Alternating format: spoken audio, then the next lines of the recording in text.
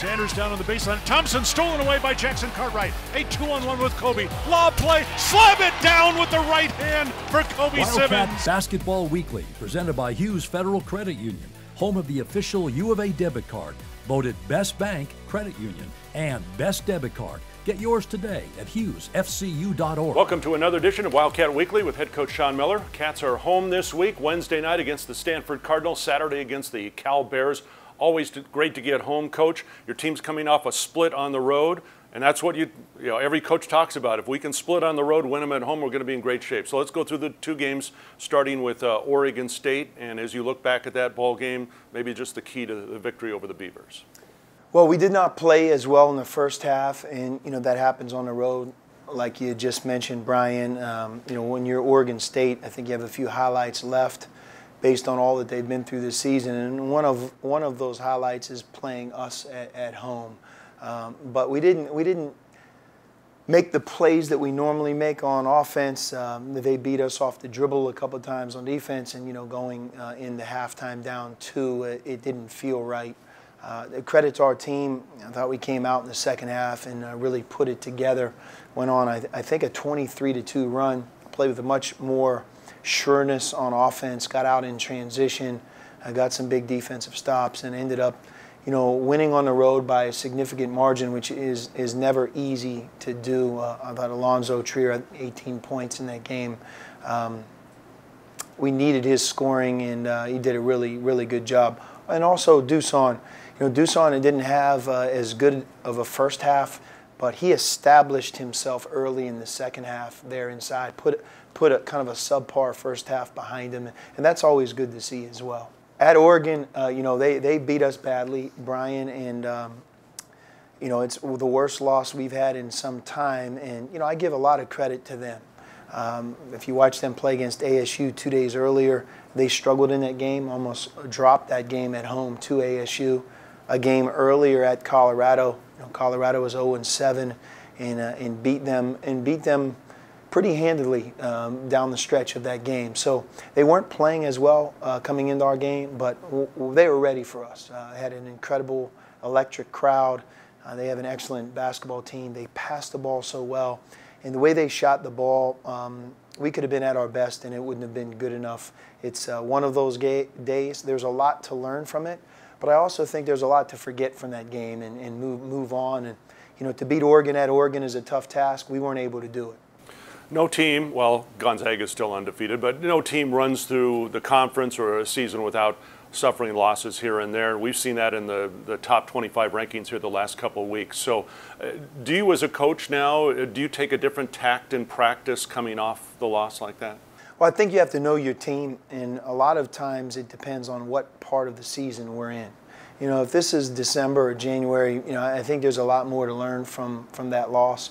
This is game 25 coming up against Stanford, and we're in the second half of the Pac-12.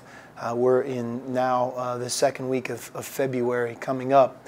So, we will learn a lot of lessons of what we could have done better and what we need to do moving forward, learning from that game. And then, again, I think some of it is knowing your team. It wasn't a lack of effort, and that's always something you look at, especially when you watch it on film. So for us, it's about getting ready for Stanford and not letting that last game or one loss affect the next game or games in our future, because the bottom line is we're 10-1 and we're tied for first place. Oregon feels like they're at the top of the mountain right now, and rightfully so. They have an identical record as we do. So it's so much about moving forward.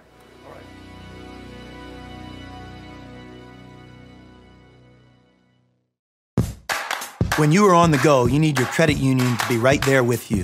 Hughes Federal Credit Union makes your life easier, offering tools to organize your finances and keep your payments up to date and you on track for your future. You also want a financial institution you can trust and cares about the things you do.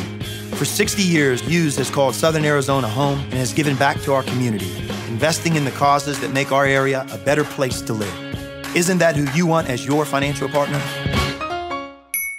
Wildcat Basketball Weekly continues, presented by Hughes Federal Credit Union. Show your Wildcat spirit with a U of A Visa debit card. Get yours today at hughesfcu.org. Moving forward, 2 home games this week. Let's start with Stanford, coming off a good weekend at home. Reed Travis had a big game against Utah this past weekend. You've played, now you get to turn now and play teams that you've seen before. You beat Stanford at Maples earlier. What will it take to beat them again here at McHale on Wednesday? Well, I do believe that Stanford is an improved team. You know, a lot like Oregon playing against us. We had a great game against them at Stanford. I don't know if the final score is really reflective or indicative of the two teams' ability level. And they're going to play us tougher the second time, even though the game's here at McHale. But they do 2 things really well as a team. Number one, they get to the foul line by drives and post-ups. You mentioned Reed Travis. He's an all Pac-12 performer. He's a load inside. And he's somebody that's as physical and as productive as any low-post player we faced this season. The other thing they do is they turn you over. And you don't think of a turnover team when you think of Stanford in terms of forcing turnovers. But even in our first game, we had 19 turnovers. So they've done that consistently. And that's something that's always a big part of our success. So taking care of the basketball and not allowing them to turn us over, especially at home, and keeping them off the foul line. Because when a team gets to the foul line, they affect your rotation. They score points that we can't defend. And so I think those are priorities 1 and 2 for us. All right, just a general question about playing teams twice, which you will now do through the rest of the regular season. Do you go in and base a lot of your game planning on that first game, or do you look more at what your opposition has done most recently? Both. It has to be a combination. You can't ignore how it felt when we played them the first time, what we did well, what they did well against us, matchup-wise, how that worked in terms of us defending them in our man-to-man defense, and maybe some different things they did strategically that hurt us the first time. But teams change, teams develop, and I think they're a great example. They have a first-year head coach, so they're going to be a constant work in progress, potentially more than a lot of other teams because of that. And I think they progress, they change. So watching them here recently is as important as the first game we played. All right, Wildcats home. They have Stanford on Wednesday night, Cal on a Saturday. Hope to see you at McHale Center and next time here on Wildcat Weekly.